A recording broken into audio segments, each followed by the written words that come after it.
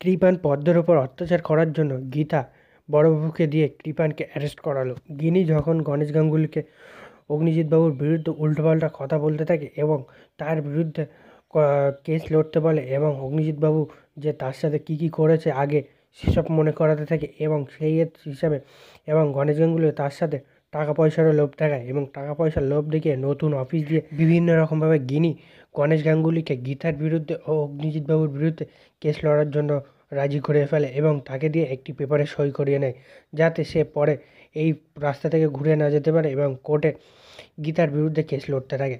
এরপরে দেখা যায় যে গিনি কৃপানকে ফোন করে এবং ফোন করে বলে যে এবার একটা নতুন উকিল পেয়েছি, নতুন উকিল অ্যাপয়েন্টমেন্ট করেছি, এবার হবে আসল খেলা, এবার হবে মোরগ ও মুরগির লড়াই।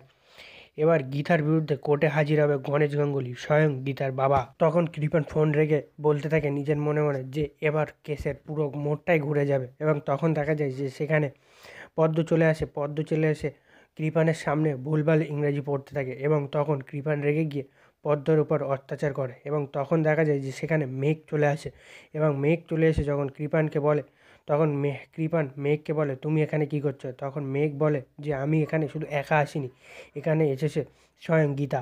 এটা দেখে কৃপান অবাক হয়ে যায় এবং সে বুঝে পায় না যে এখানে মেঘ ও গীতা কিভাবে চলে আসলো। তখন গীতা বলে যে আপনার মনে নেই নাকি যে বাবুসোনা আপনাকে দিয়ে একটি পেপার সই করিয়ে নিয়েছিলাম যে কোনো সময় পদ্মের উপর অত্যাচার করলে তাহলে তোমার ও তোমার পুরো পরিবারকে জেলের ঘানি টানাবো।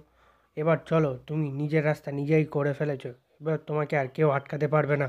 এরপর গীতা বড়বাবুকে ফোন করে কৃপানের বাড়িতে আসতে বলে এবং বলে যে এবার কৃপানকে অ্যারেস্ট করে নিয়ে যেতে হবে এবং তখন বড়বাবু এসে কৃপানকে টানতে টানতে নিয়ে চলে যায় সেখান থেকে। তাহলে বন্ধুরা, এবার কি হতে চলেছে গীতা এলএলবি ধারাবাহিকের আগামী পর্বে?